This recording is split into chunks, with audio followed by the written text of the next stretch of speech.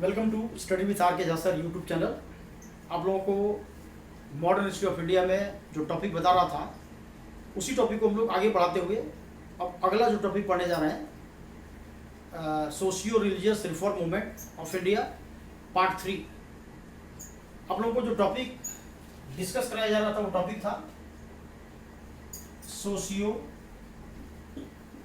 Religious reforms movement of India. Bharat के सामाजिक धार्मिक सुधार आंदोलन। इस टॉपिक में हम लोगों ने अलग अलग लगभग 14 टॉपिक्स नोट कर चुके थे।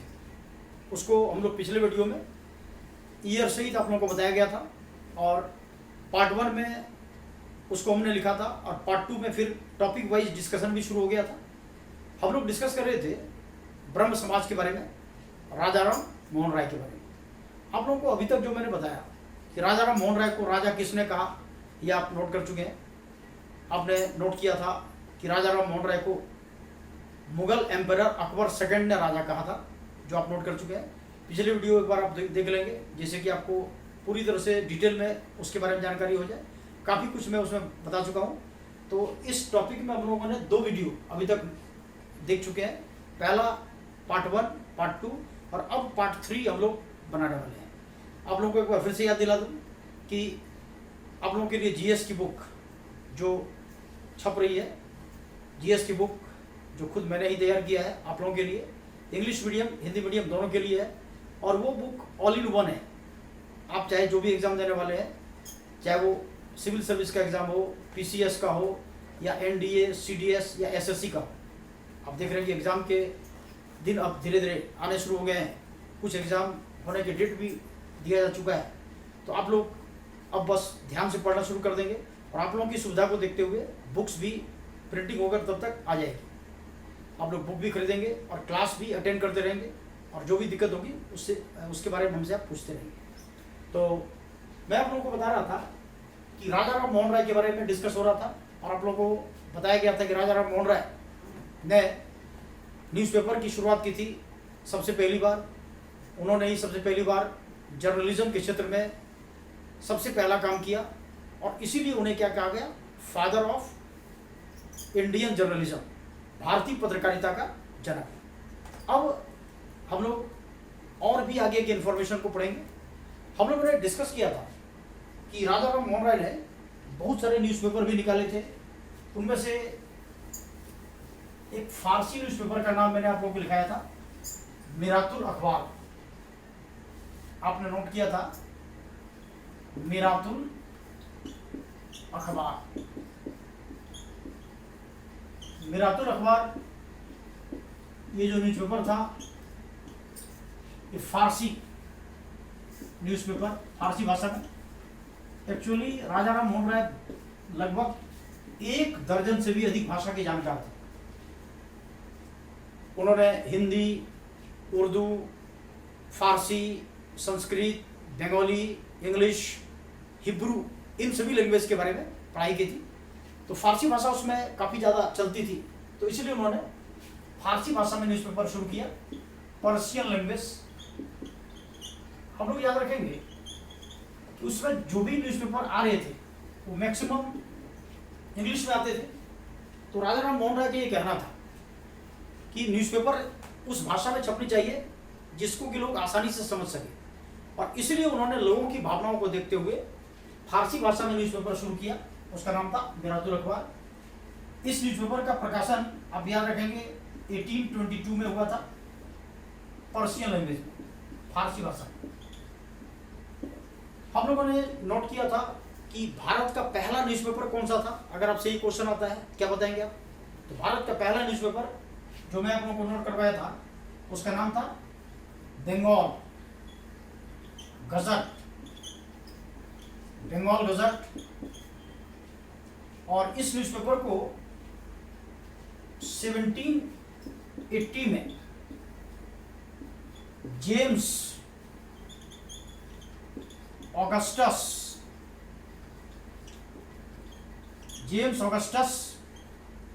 हिक्की के द्वारा प्रकाशित किया गया था। ये न्यूज़पेपर कैलकाटा में, जो कोलकाता कहलाता है, इंग्लिश में प्रकाशित किया गया। फिर बाद में इसी न्यूज़पेपर को 1816 में प्रकाशित किया गया गंगाधर के द्वारा। इस न्यूज़पेपर को 1816 में गंगाधर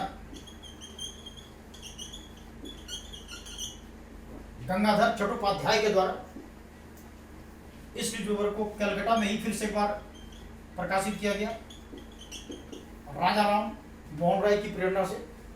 और आप कह सकते हैं कि किसी इंडियन के द्वारा प्रकाशित किया गया सबसे पहला न्यूज़पेपर अगर देखा जाए तो बंगाल गजट ही कहा जाएगा, क्योंकि ये पहले अंग्रेजी में प्रकाशित किया गया था एक अंग्रेज के द्वारा जिसका नाम था जेम्स ऑगस्टस हिक्की। फिर इसी को गंगाधर चट्टोपाध्याय के द्वारा राजा राम मोहन राय के प्रेरणा से 1816 में फिर से शुरू किया गया। इसीलिए इसी न्यूज़पेपर को आप कह सकते हैं भारत का पहला न्यूज़पेपर। और अगर आपसे ये क्वेश्चन आता है कि हिंदी भाषा का सबसे पहला न्यूज़पेपर कौन सा था, तो क्या बताएंगे? हिंदी भाषा का सबसे पहला न्यूज़पेपर भी आप लोग नोट कर लेंगे। आप लोगों को नोट करना है, the first Hindi newspaper was Udant Martand.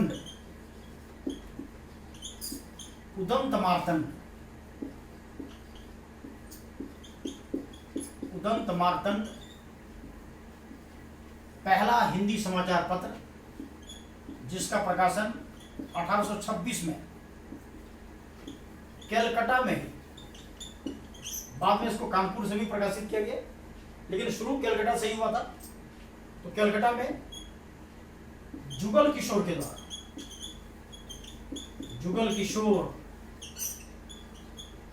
के द्वारा हिंदी भाषा में प्रकाशित किया गया। तो हिंदी का सबसे पहला न्यूज़पेपर अगर आपसे पूछा जाए तो आपको बताना है उदंत मार्तंड, जो 1826 में जुगल किशोर के द्वारा कलकत्ता में प्रकाशित किया गया। उदंत मार्तंड का मतलब क्या होता है? उदंत माने राइजिंग, उगता हुआ, और मार्तंड का मतलब सूर्य, सन, माने राइजिंग सन। तो बड़ा ही बेहतर नाम इस न्यूज़पेपर का रखा गया था, उदंत मार्तंड। इसके बाद हम लोग आगे नोट करेंगे कि राजा राम मोहन राय ने 1821 में ही सती प्रथा के खिलाफ अपनी आवाज को बुलंद करने के लिए एक वीकली मैगजीन शुरू किया बंगाली भाषा में, जिसका नाम था संवाद कौमुदी।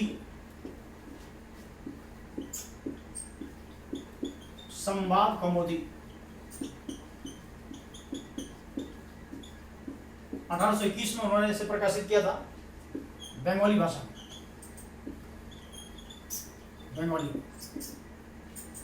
और इसका मकसद था कि सती सिस्टम जो उसमें इंडिया में काफी बड़ी समस्या हो चुकी थी, सती प्रथा।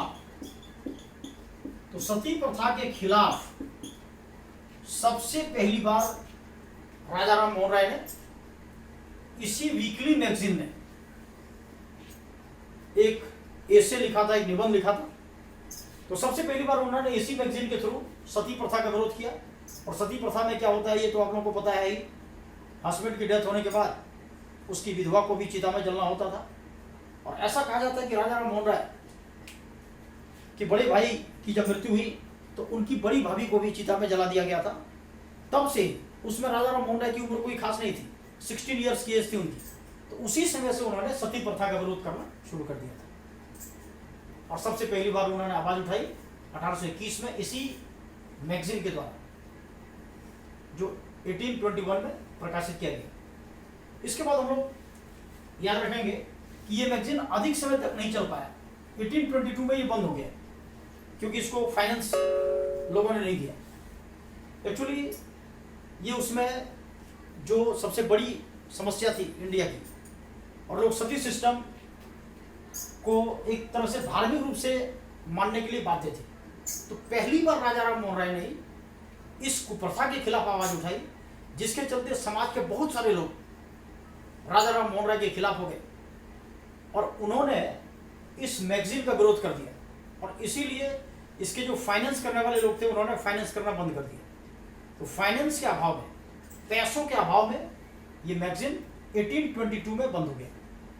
इसके बाद 1822 में ही राजा राम मोहन राय ने धार्मिक रूप से जो अंधविश्वास थे, बुराई थी, उसके खिलाफ लोगों को जगाने के लिए एक और मैगजीन की शुरुआत की, जिसका नाम था समाचार चंद्रिका। हम लोग उस मैगजीन के बारे में भी नोट करेंगे। समाचार चंद्रिका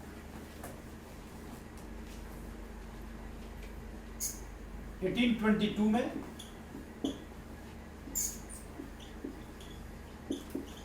समाचार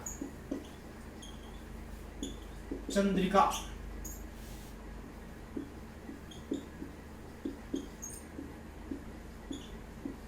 समाचार चंद्रिका पत्रिका की शुरुआत 1822 में, ये भी बंगाली में ही प्रकाशित किया गया, बंगाली में, बंगाली भाषा में। लेकिन ये जो मैगजीन थी ये धार्मिक पत्रिका थी। It is the religious magazine. ये धार्मिक पत्रिका थी। ये धर्म में जो बुराई थी, जैसे मूर्ति पूजा का विरोध करना, ब्राह्मणवाद का विरोध करना, पुरोहितवादी व्यवस्था का विरोध करना, इन सभी के लिए इसे शुरू किया गया था। तो ये सारी पत्रिकाओं के नाम आप लोगों को याद रखनी है, बहुत इंपॉर्टेंट है, जो एग्जाम में पूछे जाते हैं। मैच द फॉलोइंग में भी आ सकता है या सिंगल क्वेश्चन में भी आ सकता है, जिसको कि आपको ध्यान में रखना है। तो समाचार चंद्रिका का प्रकाशन 1822 में बंगाली भाषा में, जो धर्म में जो बुराई थी उसके खिलाफ इसमें लिखा गया था। एक तरह से आप कह सकते हैं कि ये धार्मिक पत्रिका थी, रिलीजियस मैगजीन थी, जो राजा राम मोहन राय ने प्रकाशित किया था।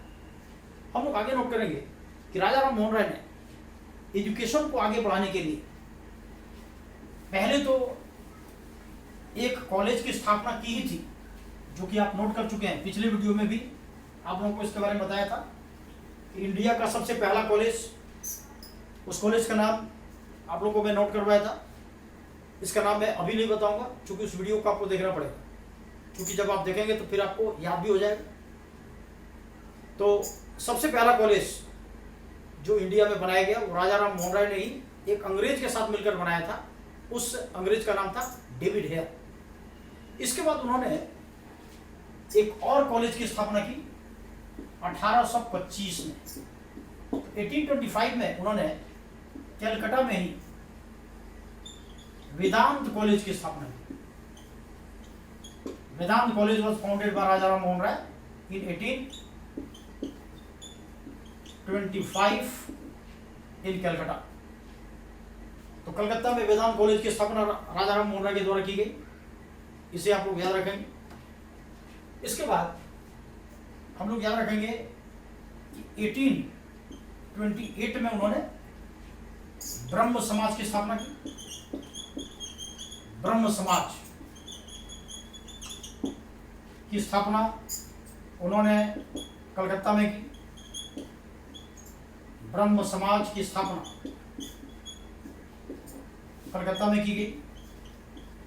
हम लोग याद रखेंगे ब्रह्म समाज के कारण ही राजा राम मोहन राय बहुत ही पॉपुलर हो गए।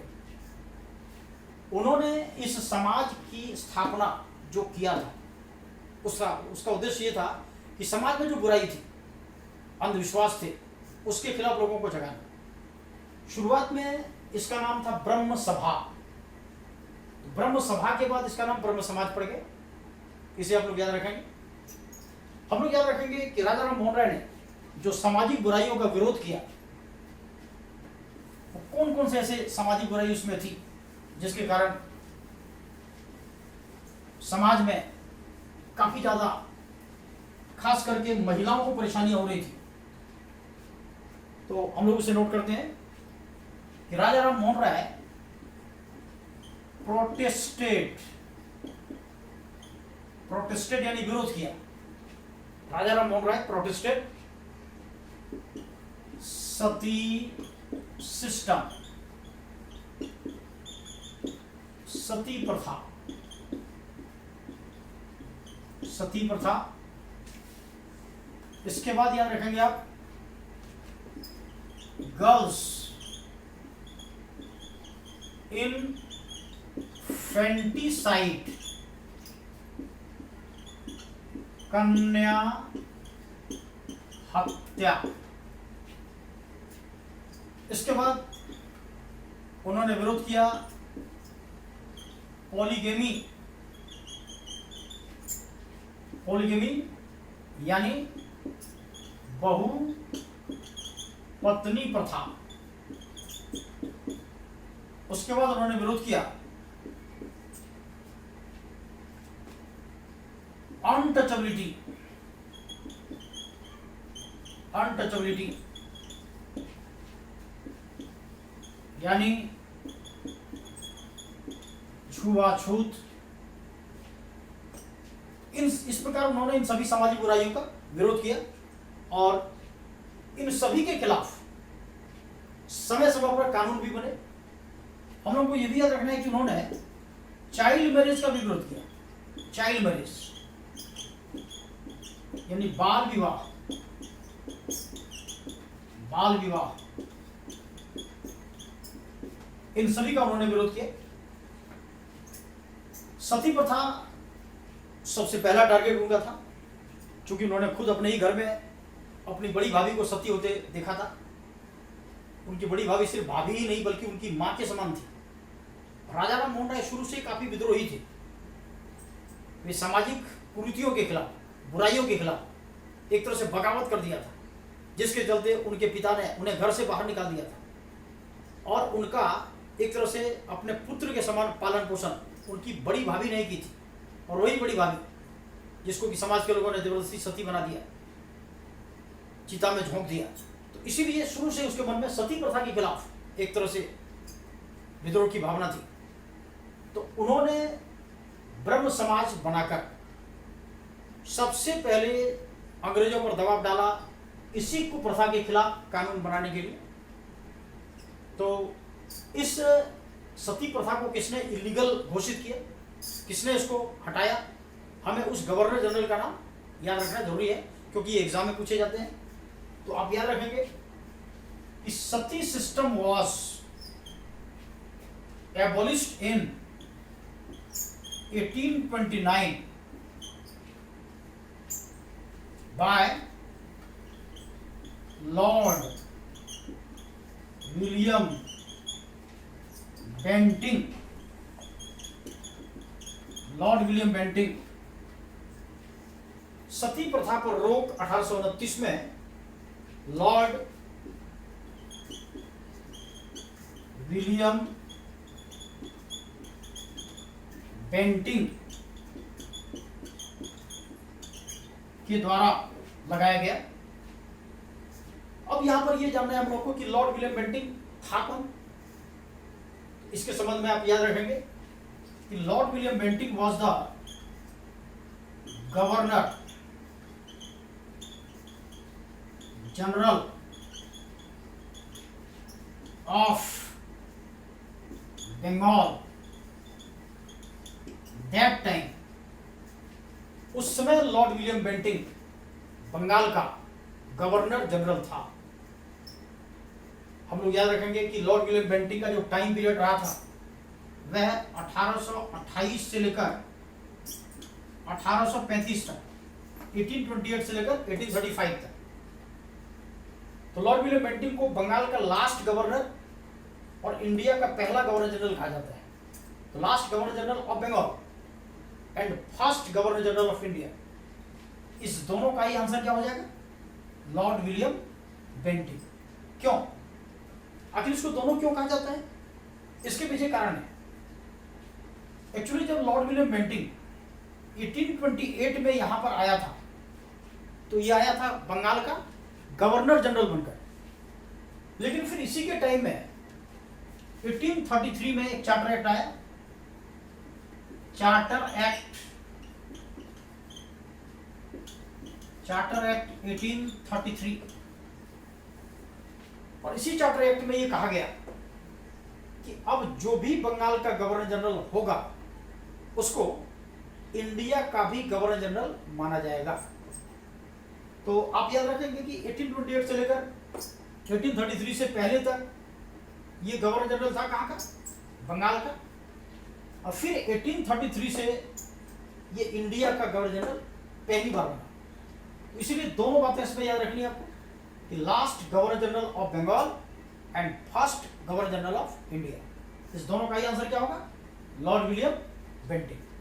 हम लोग याद रखेंगे कि बेंटिंक ने ही 1829 में राजा राम मोहन राय के दबाव में आकर सती सिस्टम के खिलाफ कानून बनाया और सती सिस्टम को इलीगल कर दिया। आखिर क्या वजह था कि राजा राम मोहन राय की बात को इन्होंने मान ली? इसके पीछे कारण था। एक्चुअली अंग्रेज यहां पर जब आया था तो उसका मकसद इंडिया में ट्रेड करना था।